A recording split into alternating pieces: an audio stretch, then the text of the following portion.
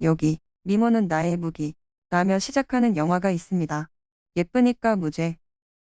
미모가 무기가 되어 재판까지 뒤집은 프리네. 천하의 아리스토텔레스를 네 발로 기어 다니게 한 필리스.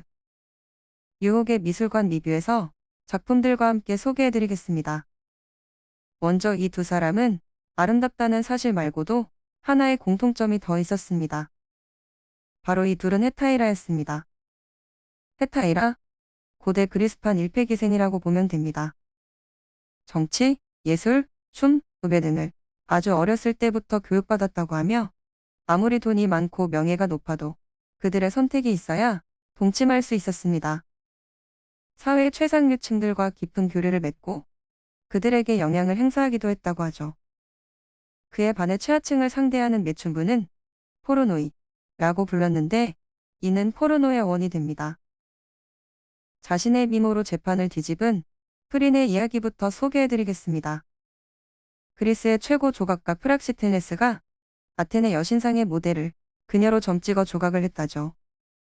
그만큼 자타공인 그녀는 최고의 헤타이라로 자신을 함부로 허락하지 않았습니다.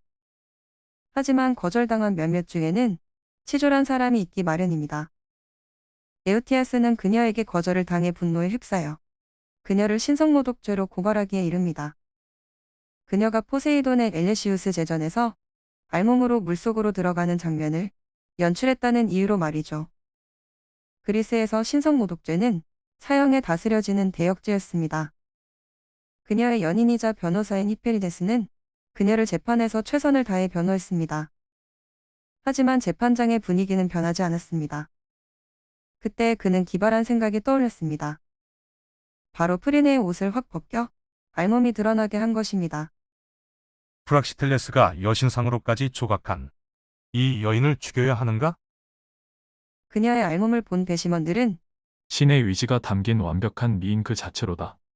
사람이 만든 법이 어찌 효력이 있겠는가? 라며 무죄가 선고됩니다. 프리네는 말 그대로 자신의 외모로 무죄를 얻어낸 것입니다. 그렇다면 그녀를 무죄로 만들어준 프락시텔레스의 조각상 아직까지 있을까요? 크니도스의 비너스. 이 조각상이 바로 그녀를 조각한 작품입니다. 코스섬의 주민들은 프락시텔레스에게 비너스 조각상을 의뢰합니다. 그는 하나는 옷을 입은 상, 다른 하나는 전라의 상, 두 조각상을 만듭니다. 그들은 누드상을 꺼려해 옷을 입은 상을 사게 됩니다. 전라의 상은 이웃도시 크니도스에서 구입하는데 이 조각상이 입소문을 타 사람들이 너도 나도 보길 원했다고 합니다. 코스섬의 왕국 크니도스의 비너스를 탐내 크니도스 사람들을 설득해 얻고자 했지만 성공하지 못했다고 합니다. 이 작품은 최초의 여자 누드 조각상으로 아쉽게도 원본은 소실되었고 지금은 모작들만 남아있다고 합니다. 프락시텔레스와 프린의 두 사람이 얽힌 이야기도 재미납니다. 어느 날 프락시텔레스는 그녀에게 가장 아름다운 조각상을 마치면 선물로 주겠노라 했죠. 곰곰이 고민하던 그녀는 재치를 발휘하였습니다.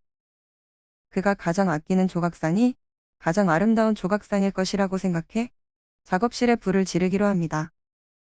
이 사실을 들은 프락시텔레스 입에서 무사하길 바라는 조각상을 말할 것이기에 이 사실을 노린 것이죠.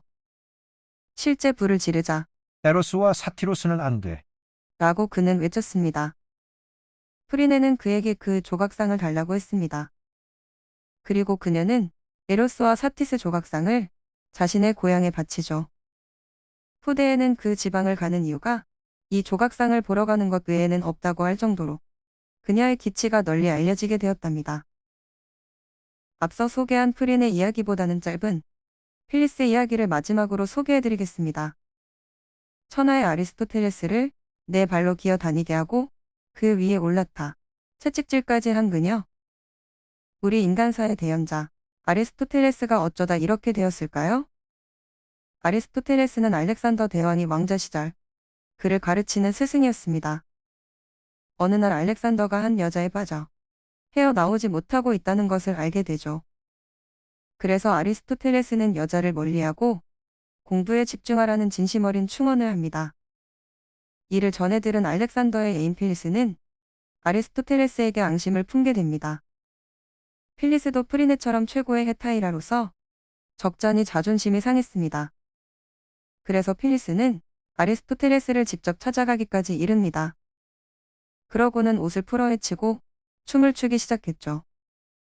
차가운 이성과 지성으로 무장한 아리스토텔레스는 속수무책으로 유혹에 넘어갑니다. 여자를 멀리하라고 했던 스스로가 그녀에게 동침하자고 노골적으로 요구하죠. 필리스는 자신과 동침하고 싶으면 재갈을 물고 자신을 등에 태워 기어 다녀보라고 합니다. 그는 모든 체면을 내던지고 욕정의 노예가 되어 그녀를 위한 한 마리의 말이 됩니다. 그리고 필리스는 이 모든 장면을 알렉산더가 보게끔 미리 손을 써놓습니다. 자신을 멀리하라는 스승의 이런 모습을 보고 스승을 버리고 자신에게 돌아오게 할 계획이었죠. 하지만 역효과를 일으켰습니다. 알렉산더는 정말 여자는 위험한 존재구나. 라는 걸 몸소 느꼈고 스승의 가르침이 옳다는 것을 알게 되었습니다. 그 후 그는 여자를 멀리하고 스승을 더욱 따랐다고 합니다. 사실 이 이야기는 13세기 프랑스 시인 앙리 당들리가 지어낸 이야기입니다. 금욕적인 이야기가 중세사회에서 교육적인 효과가 있어 널리 퍼져 동상과 그림들이 남아있게 된 것입니다. 이번 영상에서는 그리스의 헤타이라, 실존했던 프리네와 가공의 필리스에 대해 알아보았습니다. 유혹의 미술관 리뷰였습니다. 부족한 영상 시청해주셔서 감사합니다.